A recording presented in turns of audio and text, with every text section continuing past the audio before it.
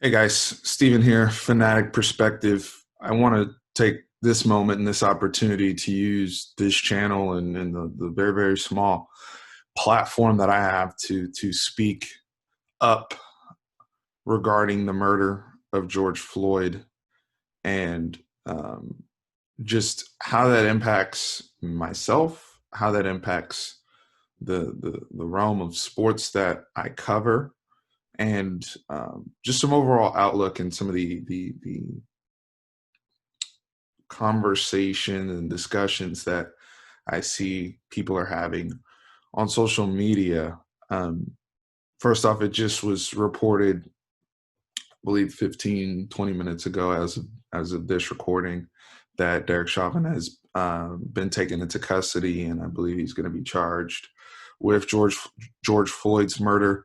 I haven't heard anything on the other three officers yet, but by now most of you have either seen the video or know of the officer that took his knee and held it at George Floyd's neck for 9 minutes as he pleaded that he could not breathe, as he pleaded for his life in a lot of fear, and was already detained and handcuffed by four officers. So, um, you know, from a racial standpoint, obviously this is a hot button topic, as this has been police brutality has been a issue in our country for many lifetimes and generations, and has been ignored and pushed to the back of various social issues.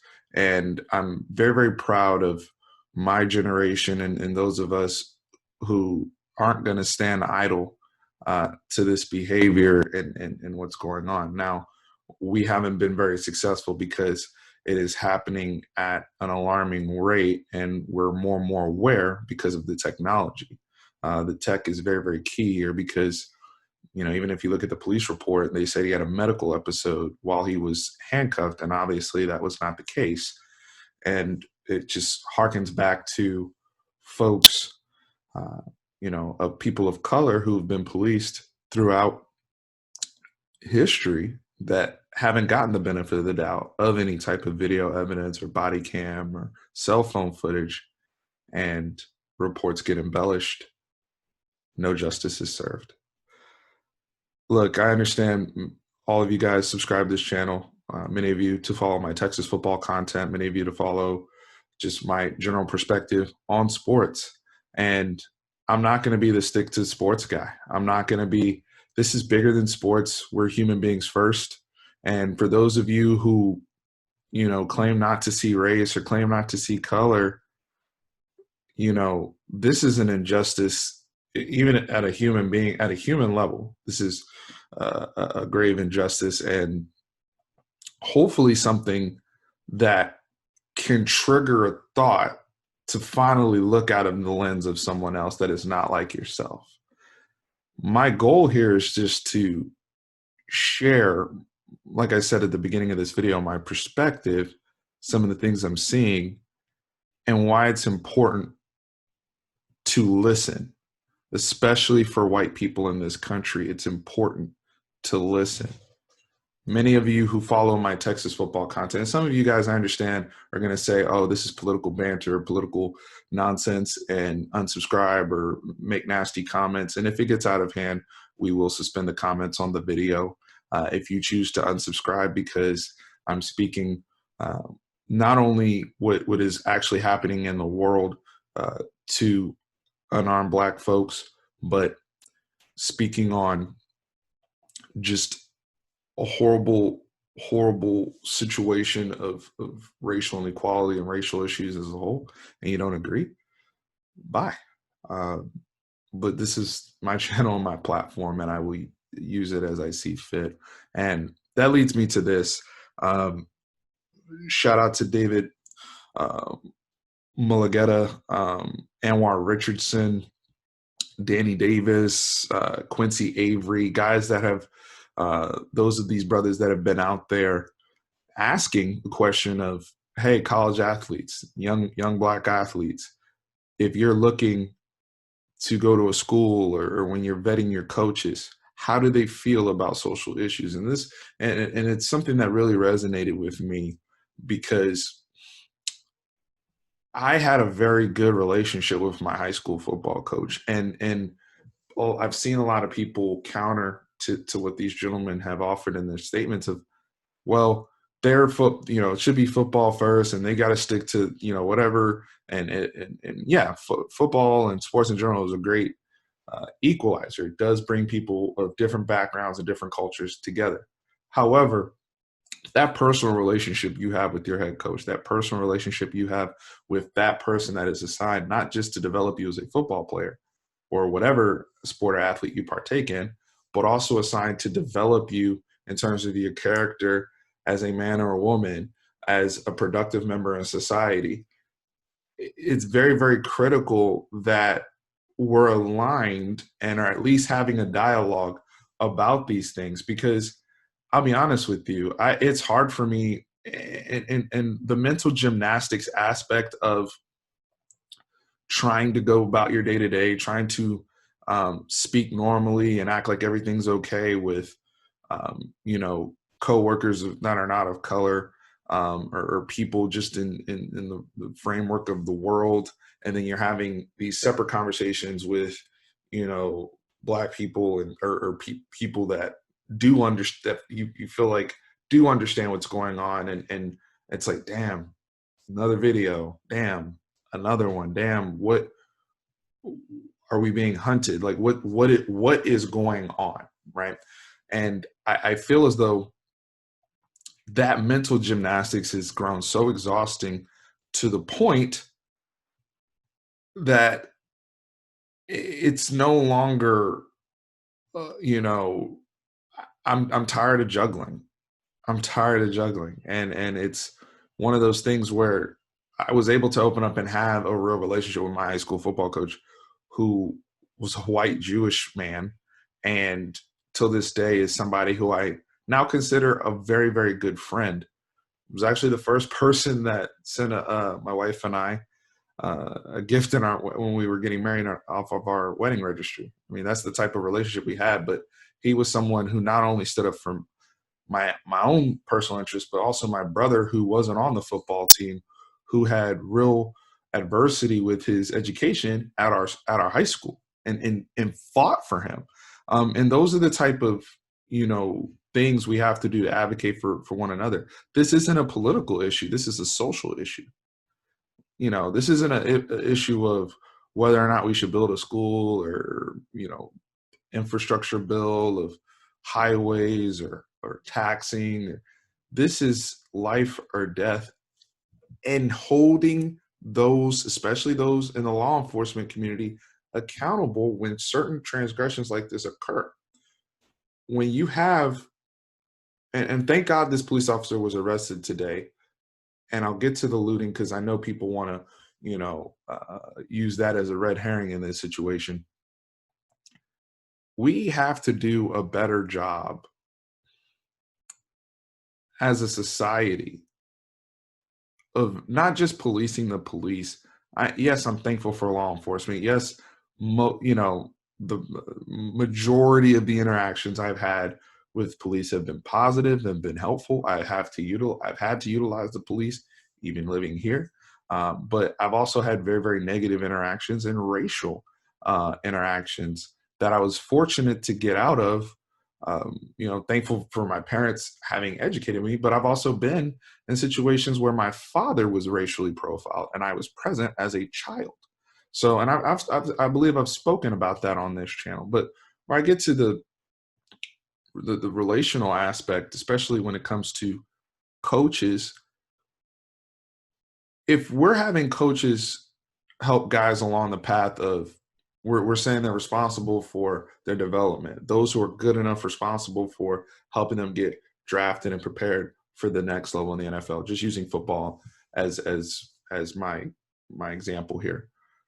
But financial literacy, making sure they graduate, these are all things that have nothing to do with football. Making sure, my employer has a relationship with the University of Texas for an internship program, which the last 3 summers, football players have come in and interned with us. So That has nothing to do with football. From a spiritual or religious aspect, our quarterback at University of Texas, Sam Ellinger, has been very, very open about sharing his faith and his testimony to Jesus Christ. That is not football related. And we don't, I don't hear the same type of energy of stick to sports when that stuff gets shared. And it shouldn't. I want Sam to be who he is, and I want my black brothers and sisters in the athletic department to be who they are when these issues affect them, or whatever it is that they feel the need to speak up on, especially if they're informed. No different from if they want to share their faith. And in some cases, those two things honestly are in lockstep. So this stick to sports narrative, and seeing people tweet at Brian Carrington when he's sharing personal experiences and very truthful ones. He talked about PTSD in his tweets, and that's exactly the mental gymnastics I'm talking about. Those of you who are young professionals in Black America know exactly what I'm talking about. It is so physically and emotionally draining, that you have to, these type of things that we're looking to address. It's so much bigger than sports. It's so much bigger than football. I don't want to listen to somebody talk about football if they're not valuing me and how they see me as a human being, because that's really what this comes down to. And if you're reluctant to speak up on the murder and reluctant to speak up on things that happen on tape, on camera, and you want to throw out distractions and red herrings and so forth, but you're quick to speak up on looting or the police station burning down, you're part of the problem. And that's a very, very strong statement. And that does not mean that I condone looting or burning down property. But putting looting and putting murder in the same sentence as though they are equivalent is beyond me. It's beyond me. Because at the end of the day, it's distracting from what the real issue is.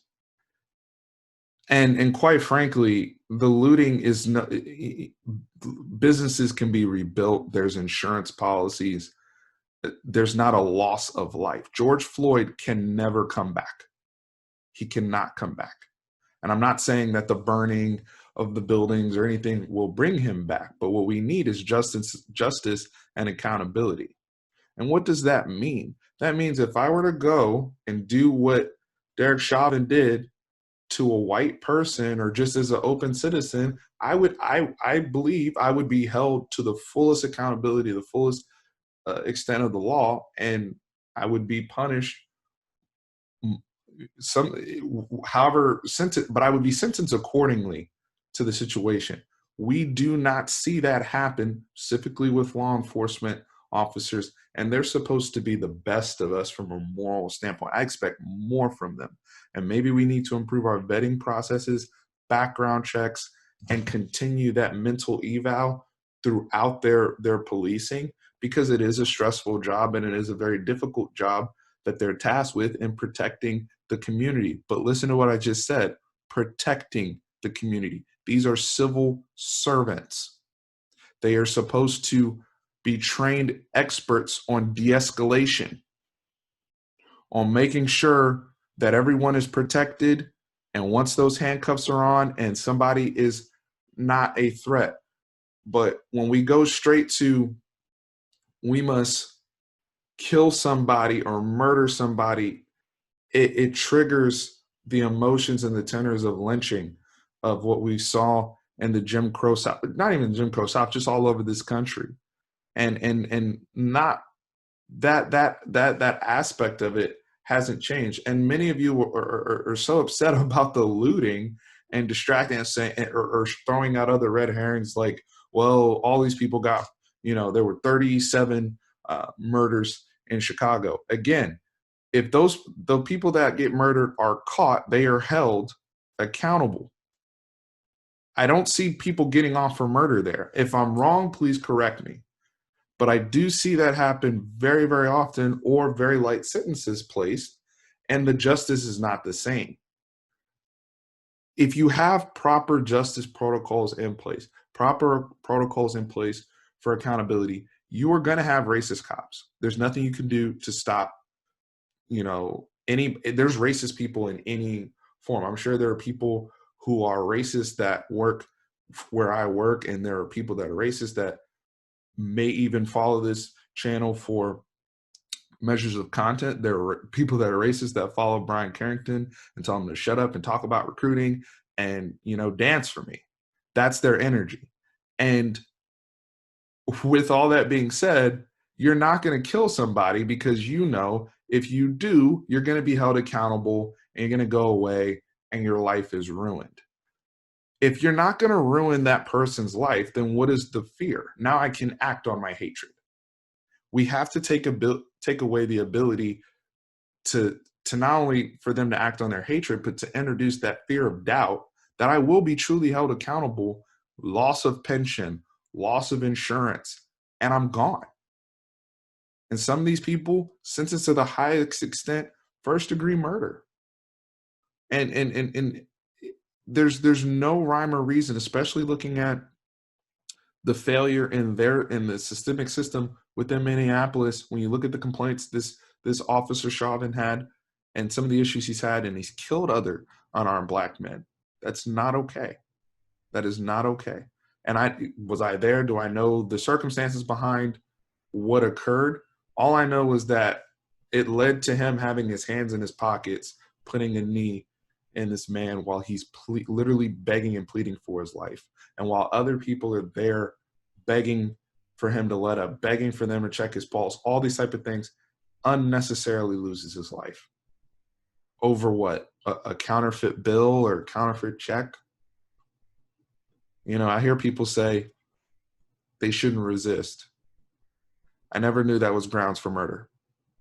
I never knew that was grounds to be. Now, if you present yourself as a threat and attack an officer or put, yourself in an alarm position, I understand all that, and there's no excuse on that standpoint. But many of these altercations or situations, it doesn't seem to be that way.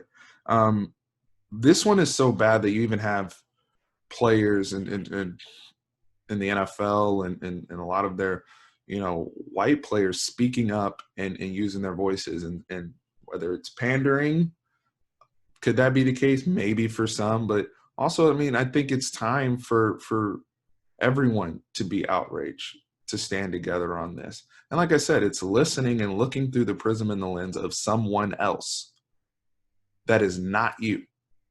This is not about you. This is about listening and understanding what these issues mean to people who you claim to respect and claim to love, and say, oh, this person is equal to me, whether you're a Christian, and say, this is my brother or sister in Christ. Well, step up to the plate and show that support and that backing. This isn't this isn't calling out liberals or calling out conservatives or anyone. This is a human rights issue, period. And again, going back to just finishing up on the looting point,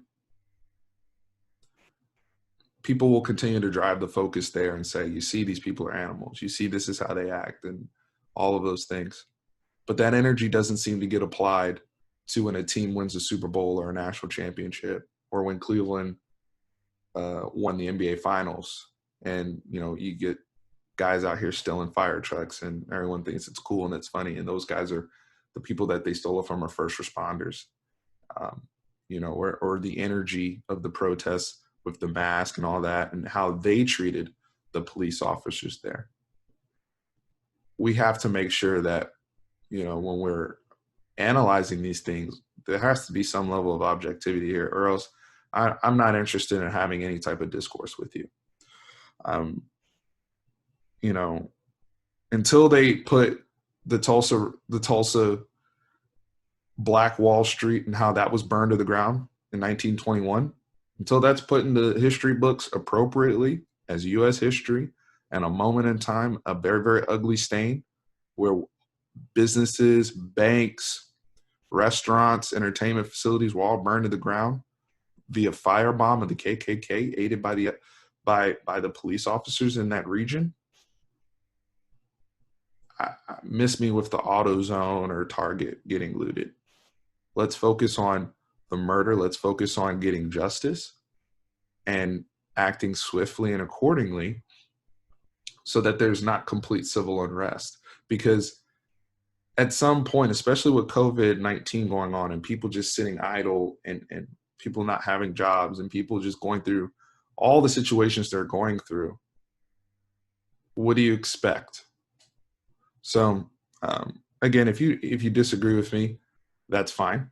I'm not a political channel, but human issues and things of this such, and I'm so proud of the players all over across the NFL, guys at Texas, Andrew Jones, who was just named Big 12 Man of the Year, or whatever the award was. Excuse me if I didn't get it exactly correct.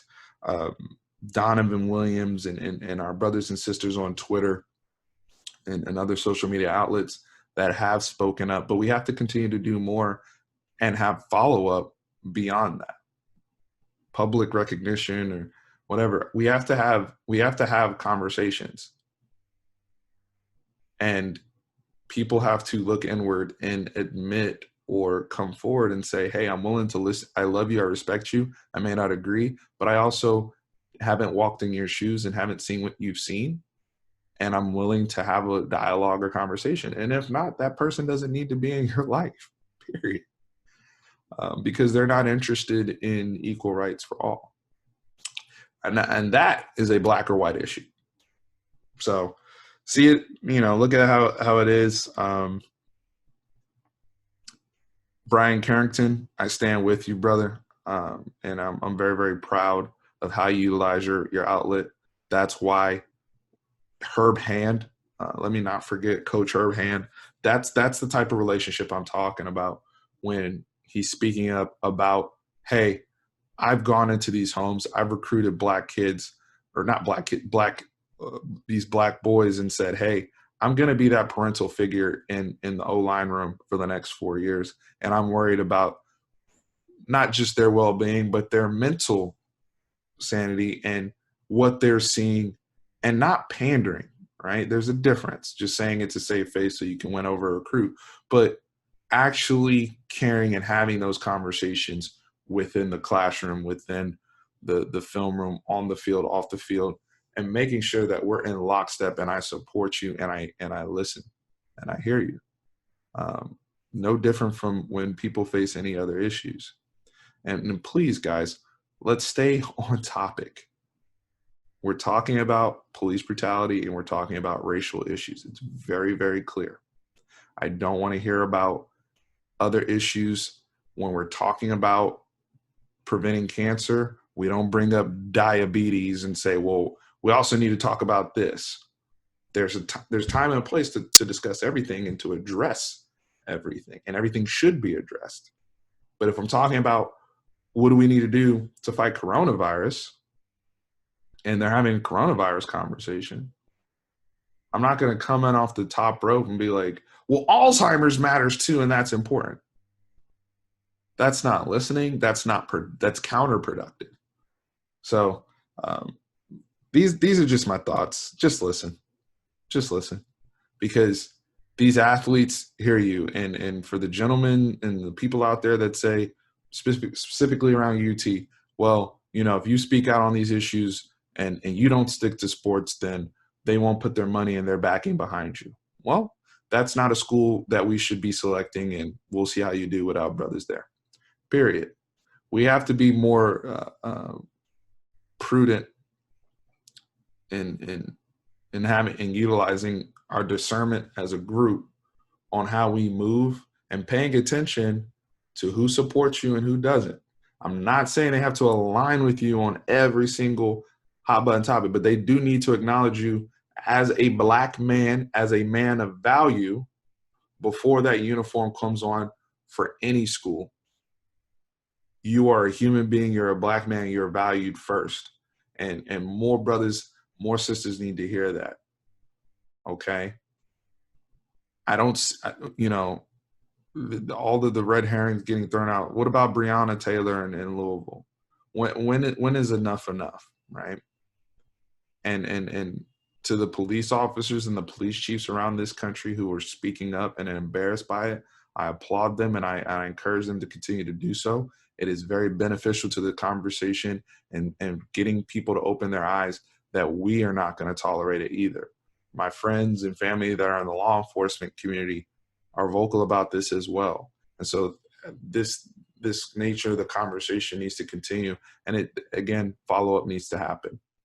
So those are my thoughts. If I went long, I apologize, but it's something that's passionate to me, and I couldn't see myself making a video about the new Australian punter we just got, or the Pearland recruit, the Pearland linebacker Cooks, who's put us in his top 12. Like, we'll get to that stuff, but human rights and what I care about first. So I love you guys. And for those of you who this is too much for you, goodbye. So guys, I appreciate it. And God bless.